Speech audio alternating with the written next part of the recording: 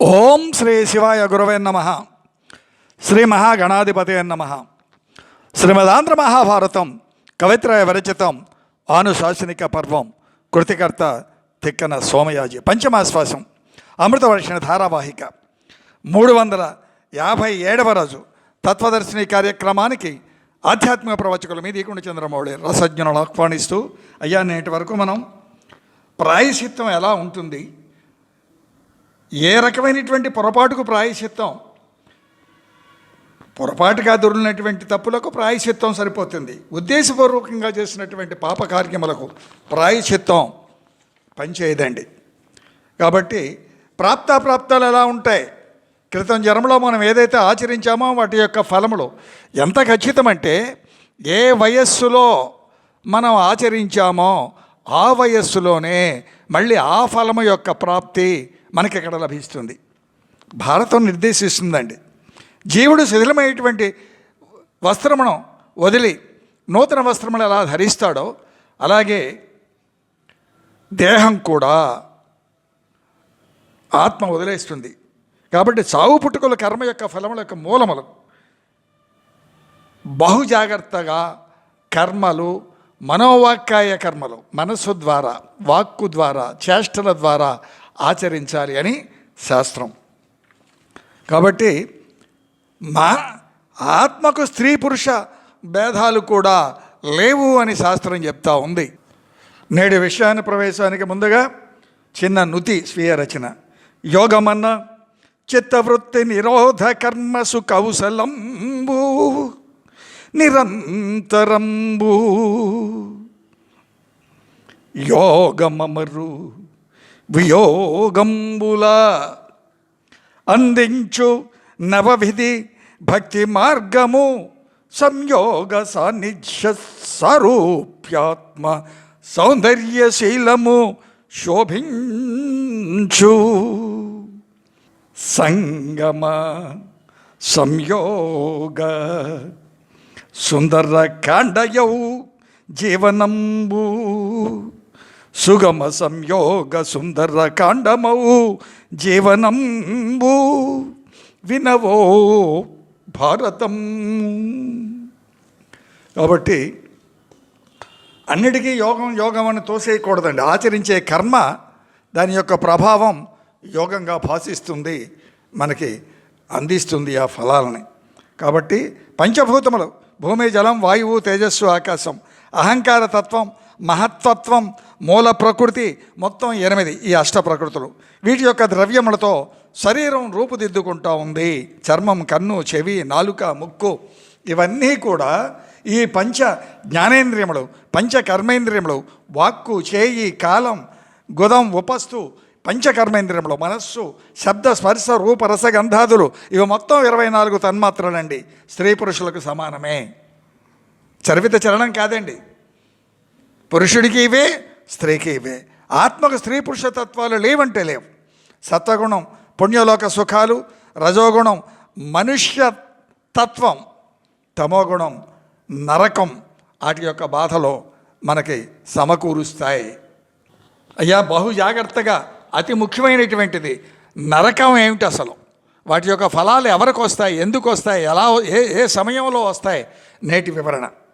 రౌరవంబనగ ధరాస్థలి కింద మహారౌరవంబన అవులదాని కావల వినుకంట కావనంబు నుండు క్రమ వృత్తి వేర్చు దుఃఖములు కలిగి అగ్నికుండంబునా అట పంచకష్టంబు నాగుల విట్లున్న నరకతులము నాగుల విట్లున్న నరకతలము 5 పాపక్రియా తారతమ్యంబులు కించి అంతకుండు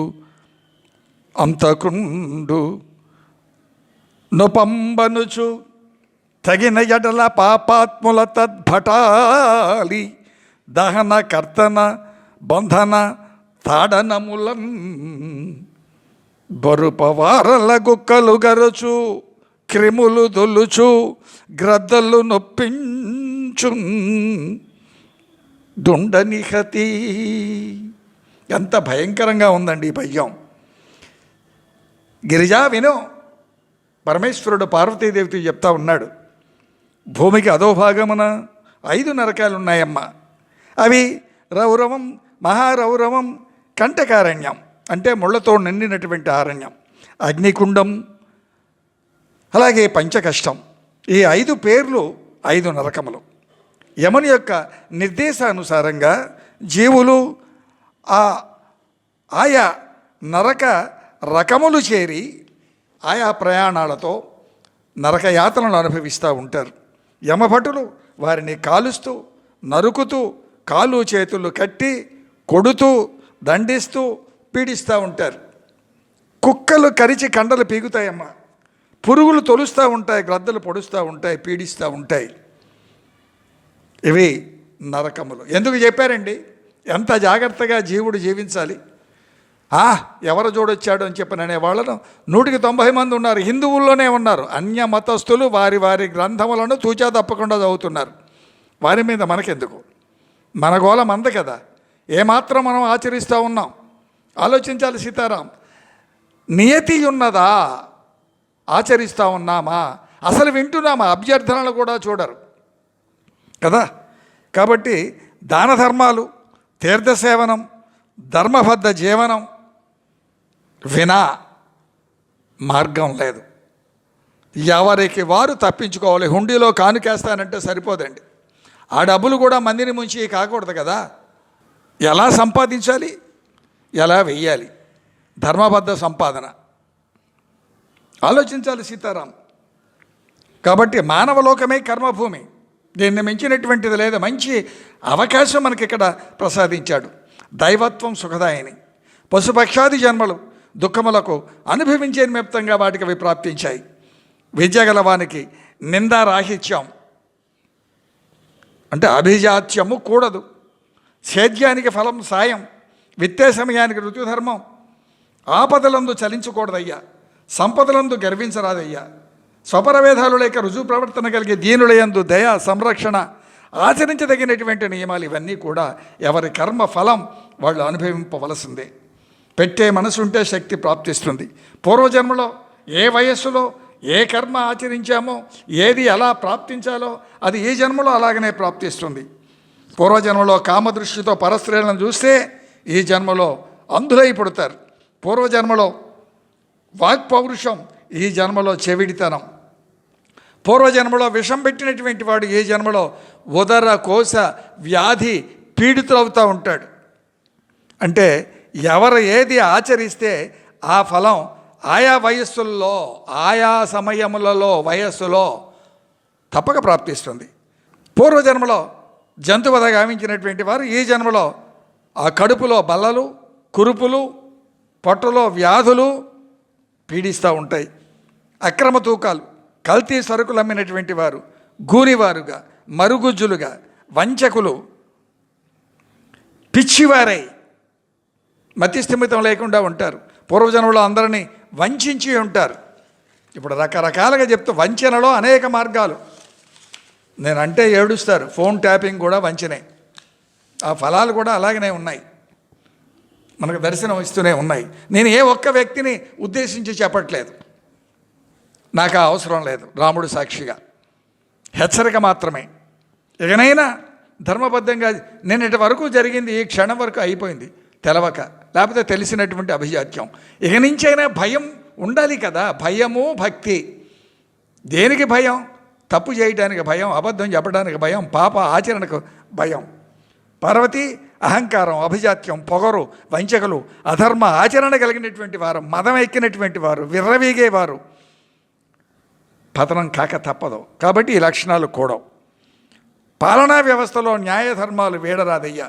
ఇతరుల అవకాశాలు కొల్లగొట్టరాదు. అలా కొల్లగొట్టి, అడ్డుపడి, అణగద్రొక్కి, అక్రమంగా, అన్యాయంగా తీర్పులు చెప్పినటువంటి వారు, వాదించినటువంటి వాళ్ళు, ఇప్పించినటువంటి వారు ఆ పై జన్మలలో ఆయా బాధలు తప్పక అనుభవింపక తప్పదు. అటువంటి అసత్యవాదులు, లోభులు, జనులను చంపినటువంటి వారు, చంపించినటువంటి వారు, దయలేని వారు, ద్వేషం కలిగిన వారు, మహాపాపాత్ములు సుమా. ఈ 5 నరకాలు తప్పవు. అట్టి పాపులు నరకం అనుభవింపక తప్పదు. పరమశివుడు పార్వతీదేవికి చెప్తా ఉన్నాడు. ధన్యోస్మి అన్నది అమ్మ పార్వతి. ఆలోచించాలి సీతారాం, వినాలి భారతం. విశ్లేషణగా పొరపాటిన తప్పులు మాత్రమే ప్రాయచిత్తం. అందరినీ ముంచుతాం, హుండీలో 1 కోటి రూపాయలు వేస్తాం, ఒక 100 కోట్లు తింటాం, 1 కోటి రూపాయలు వేస్తాం. మందిని ముంచుతాం, అన్నిట్లో కమిషన్లు కొట్టేస్తాం, ఈ డబ్బులే అవతల యువతల పంచుతాం. ఎలా? కర్మఫలం అనుభవింపక తప్పదు కదా. ఇది శివుని భావనలో కర్మఫల నిర్దేశితములు. పొరపాటున దొర్లినటువంటి తెలవక చేసినటువంటి తప్పు మాత్రమే ప్రాయచిత్తంతో సరిపోతుంది. ఏదో యజ్ఞం చేస్తాం, యాగం చేయాల్సిందే, అవి వేరు. అది ధర్మ ఆచరణ, ధర్మం కొరకే చేయాలి. ధర్మం నిలబెట్టడానికి ధర్మాచరణ, అధర్మాన్ని ఎత్తి చూపడానికి ధర్మాచరణ, అంతే తప్ప యజ్ఞం చేసినంత మాత్రాన మనం చేసినటువంటి పాపం ప్రక్షాళన అవుతుందా అంటే, ఆపై మళ్ళీ చేయకుండా చిత్తశుద్ధి కలిగి జీవించగలిగితే, లేదా ఎలక తోలు తెచ్చి ఏడాది ఉతికిన నలుపు నలిపే కానీ తెలుపు కాదు. కాబట్టి చావు పుట్టుకలు అనివార్యములు. ఎందుకు ఈ చావు పుట్టుకలో అనుభవించే నిమిత్తంగా చెప్పుకున్నాం మనం వాసాంశ జీర్ణాన్ని. కాబట్టి సహనం, సత్యం, దయ, పరిశుద్ధత, గురుభక్తి ఆయువృద్ధి కారకములు చాలా వివరంగా చెప్తా ఉన్నారు స్వామి. క్షమయు సత్యంబు కృపయు శౌచమును గురులవలని భక్తియు ఆయువు పొలుపునిచ్చు. అలుకవంకు క్రూరత శుచితాపగమము గురు విరోధము ఆయువు కడుంగుందజేయు. సహనం, సత్యం, దయ, పరిశుద్ధత, గురుభక్తి. గురువుకు పంగనామాలు పెడతాం కాదండి, జైలు పాలవక తప్పదు. నేను వ్యక్తుల పేర్లు తీసి చెప్తే నా మీద పడి ఏడుస్తారు. ఆయువృద్ధి కారకములు సత్యం, దయ, పరిశుద్ధత, గురుభక్తి. ఆయనకు పంగనామాలు పెడితే తప్పదు. వీటి యొక్క వ్యతిరేకములు అంటే సత్యం కాకుండా అసత్యం, దయ లేకుండా క్రౌర్యం, పరిశుద్ధత అంటే మనోవాక్కాయ కర్మలంతా కలుషితం, గురుభక్తి అంటే గురునింద, దానికి వ్యతిరేకం. అంతే కదా, గురువుకు పంగనామాలు పెట్టేయటం. ఇవన్నీ ఏమవుతాయి? వీటి యొక్క వ్యతిరేకాలు ఆయుక్షీణములు, త్రిగుణముల వలనే కర్మలు. అంతే కదా, సత్వరజ స్తమో గుణములు, ఆయా గుణములకు సంబంధించినటువంటి కర్మాచరణ, ఆ కర్మలతో కర్మలకు తగినటువంటి ఫలాలు, ఆ ఫలాలతో గుణాతీతం కానటువంటి ముక్తి ఎలా లభిస్తుందండి? గుణవర్జితుడు, సంఘవర్జితుడు. సంఘం అంటే అరిషడ్ వర్గం, ఇంద్రియ సంపుటం, 24 తత్వాలు చెప్పుకున్నాం. దీని నుంచి ముందు నువ్వు విడిపడితే అప్పుడు నీకు ముక్తి గురించి ఆయన ఆలోచిస్తాడు. జన్మ సార్థకత, నిర్దేశితాలు ఇవన్నీ కూడా ఎలా జీవించాలి, ఎలా జీవించకూడదు. అధికారులను, వారి సేవకులను భయపెట్టడం కదా ఇవాళ జరుగుతున్నది. అదే మహామహా ప్రాజెక్టులు ఎవరు నిర్ణయానుసారంగా ఆ డిజైన్ చేయాలండి? నిష్ణాతులైనటువంటి ఆ ఇంజనీర్లు చేయాలి, మంత్రులు కాదు చేసేది. మహాపాతకం, తప్పుడు వైద్యం, నరక ప్రాప్తి. కోవిడ్ని సృష్టిస్తాం, 1 కోటి రూపాయలు బిల్లేస్తాం, శవాన్ని నొప్పచెపుతాం. ఎంతెంత లావు చొంగగార్చుకునే సంతానాన్ని కానీ వాళ్ళ కోసం మూట కడతాం. జీవరాశులు చతుర్విధములు. ఏంటవి? జరాయుజములు, గర్భాశయం నుండి జన్మించటం. ఉదాహరణ మనుష్యులు, పశువులు. అండజములు, గురుడ్లు, పక్షులు, చేపలు. ఉద్భిజములు, భూమిని ఛేదించుకొని పుడతాయి వృక్షాలు, తీగలు, లతలు, ఇవన్నీ కూడా. స్వేదజములు, ఈగలు, దోమలు, చీమలు, మిడతలు, నల్లులు, క్రిములు, కీటకములు. చీకట్లు కూడా 2 విధాలే. ప్రకృతిలో సహజంగా ఏర్పడేటువంటి చీకటి ఒకటి మనకు తెలుసది, సూర్యాస్తమయం, సూర్యోదయం. అలాగే అజ్ఞానం, ఇది 2వ చీకటి. ఇది తమోగుణం, ఇది మహాభయంకరం, మహా పీడాకారకం. దుర్గుణాలన్నీ అధ్యయనం ద్వారా, వినటం వలన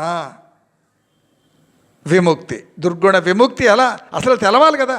మనకు అన్నీ తెలుసండి, ఏది వినం. మనకు సమయం లేదు. సొల్లు కబుర్లు చెప్పడానికి సమయం ఉంటుంది. వినటం వలన జ్ఞానప్రాప్తి. యోగం పండినవాడు మాత్రమే వినగలడు. శాస్త్రాలు వినాలి, ఆచరించాలి. మరణించిన జీవి మరల వెంటనే జన్మిస్తే పూర్వజన్మ స్మృతి కొందరు మహానుభావులకు ఉంటుంది. అతడు జాతి స్మరుడవుతాడు. కర్మను దైవ స్వరూపంగా భావించి ఆచరించాలి. కర్మలు చేయటం అందే నీకు అధికారం, ఫలముల యందు అధికారం లేదు. పూర్వం మానవులకు పూర్వజన్మ స్మృతి ఉండేదండి. మరణించిన జీవుని యొక్క ప్రాణాలను మాయాదేహంలో ప్రవేశపెట్టబడతాయి. అటువంటి ఆ మాయాదేహమే యాతన శరీరం. భూమికి అధోభాగాలలో నరక ప్రదేశాలు ఉన్నాయని చెప్పుకున్నాం. మిగతా విషయం రేపు ముచ్చరించుకుందాం. స్వస్య ప్రజాభ్య పరిపాలయంతాం న్యాయేన మార్గేణ మహిన్మహీష గోబ్రాహ్మణేభ్య శుభమస్తు నిత్యం. లోకా సమస్త సుఖినో భవంతు. ఏతే సర్వం శ్రీ సీతారామచంద్ర చరణారవిందార్పణమస్తు. ఓం శాంతి శాంతి శాంతి. అయ్యా శివాజ్ఞగా శ్రీ వెంకటరామనారాయణులకు సమర్పించబడుతున్న ఈ కార్యక్రమాన్ని వినమనవి. రామా ఛానల్లోనే వినండి, యూట్యూబ్లో బ్లూటిక్లు ఇచ్చి మాయం చేయకండి. మీకు నమస్కారం. గడప లోపట కులం, గడప దాటితే హిందువులం. ధర్మో రక్షతి రక్షిత. ఆచరణతో ధర్మం రక్షించబడుతుంది, నినాదములతో కాదు సుమా. సీతారాం.